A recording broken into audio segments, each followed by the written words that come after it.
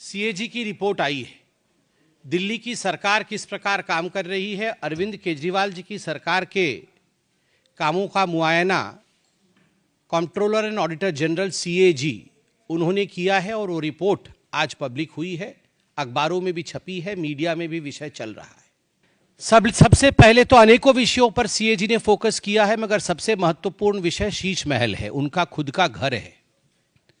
जो लोग कहते थे कुछ नहीं लेंगे, सरकारी बंगला नहीं लेंगे, घर नहीं लेंगे, गाड़ी नहीं लेंगे, किस प्रकार से दोनों हाथों से उन्होंने बटोरा है, किस प्रकार से करप्शन किया है, उसका काला चिट्ठा सीएजी के रिपोर्ट में आता है।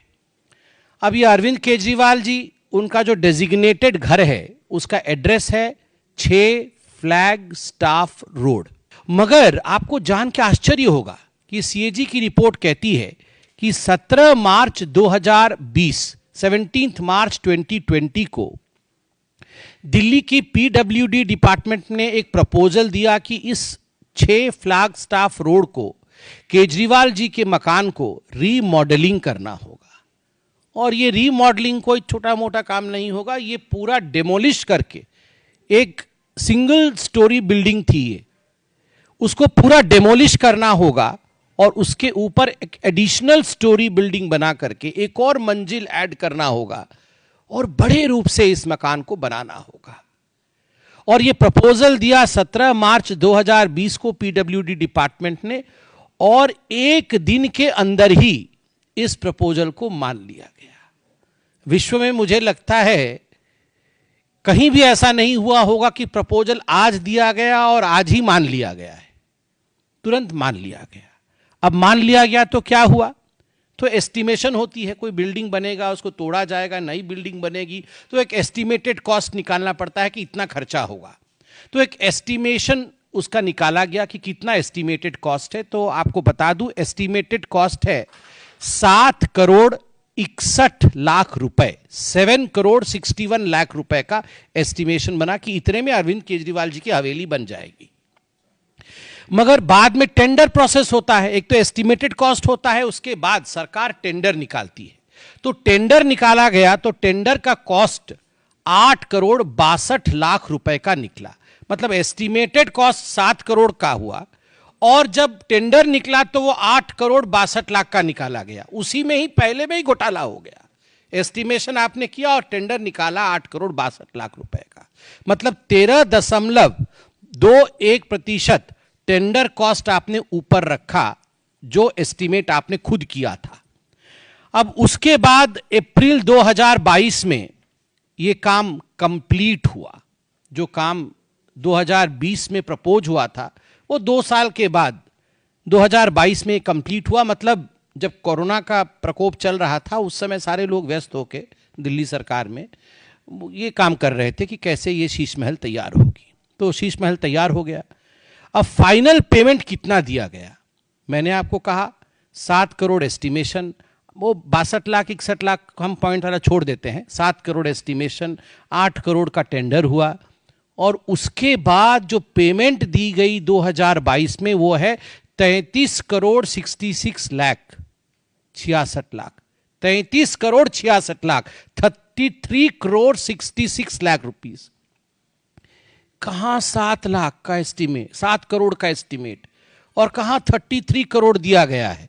मतलब जो एस्टीमेटेड कॉस्ट 7 करोड़ का था उससे 342.31% अधिक पेमेंट किया गया, और जो टेंडर्ड अमाउंट था 8 करोड़ का उससे 290.49% का ऊपर पेमेंट किया गया। आप सोचिए, इतना घोटाला तो हमने कहीं नहीं सुना होगा, वो भी एक हवेली के पीछे, अरविंद केजरीवाल जी के शीश महल के पीछे इस प्रकार का घोटाला। और क्या क्या इसमें घोटाला हुआ, सीएजी और क्या कहती है? सीएजी कहती है, देखिए कोई भी बिल्डिंग बनानी हो, कुछ भी आपको एक काम करना हो तो आजकल है एक टर्म कंसल्टेंट। वो कंसल्टेंट आता है और बोलता है हाँ यहाँ पर ऐसा होगा, यहाँ पर ये बनेगा, फलाना बनेगा, तो उसका एक कंसल्टेंसी फीस भी होती है। तो कंसल्टेंट कैसे चुने जाते हैं? सरकार में एक प्रक्रिया होती है, एडवर्टाइजमेंट होता है और केजरीवाल जी तो वो जो एक डबल एक्सेल शर्ट पहन के एक रेनॉल्ड का पेन लगा के एडवर्टाइजमेंट करने में नंबर 1 है, अपना एडवर्टाइजमेंट करने में नंबर 1 है, मगर कंसल्टेंट के लिए कि उनका शीश महल कौन बनाएगा, उसका कंसल्टेंट के लिए एक भी एडवर्टाइजमेंट नहीं किया। कैसे हुआ फिर? स्पॉट कोटेशन, मतलब वहीं खड़े हो गए और कौन कौन बनाएगा, कौन बनाएगा, जरा कंसल्टेंट कौन होगा, आओ। मतलब जैसे गेट पे ही खड़े थे वो कंसल्टेंट। पहले से 3 लोगों को बोल रखा था कि तुम तीनों आ जाना, हम तुमको दे देंगे। तो 3 कंसल्टेंट आ गए और 3 कंसल्टेंट में से सीएजी लिखती है, without any specifications, without any basis of selection, consultant उसी दिन चुन लिए जाते हैं। मतलब आज कंसल्टेंसी की रिक्वायरमेंट है, कोई एडवर्टाइजमेंट नहीं, कुछ भी नहीं, आज ही कंसल्टेंट चुन लिए गए। अब कंसल्टेंट भी आ गए। उसके बाद देखिए repeated revision of preliminary estimate.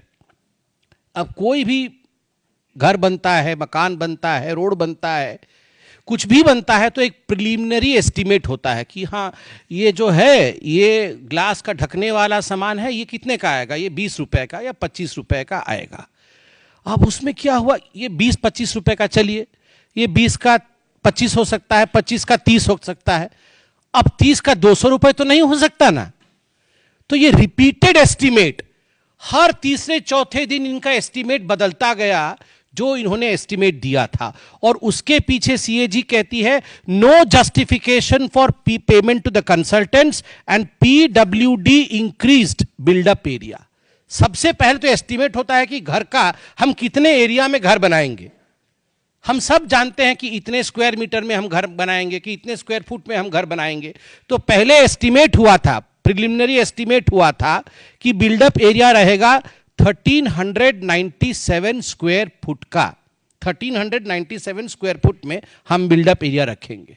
इसी के आधार पर सारा टेंडर इत्यादि हो गया और रातों रात एक दिन बदल दिया उन्होंने बदल करके कर दिया कि 1905 स्क्वायर फीट, मतलब 36% बढ़ा दिया एस्टीमेट कि 1905 स्क्वायर फीट में। क्योंकि अब शहंशाह क्या रहेंगे 1300 स्क्वायर मीटर में, शहंशाह के थोड़ा बड़ा होना चाहिए।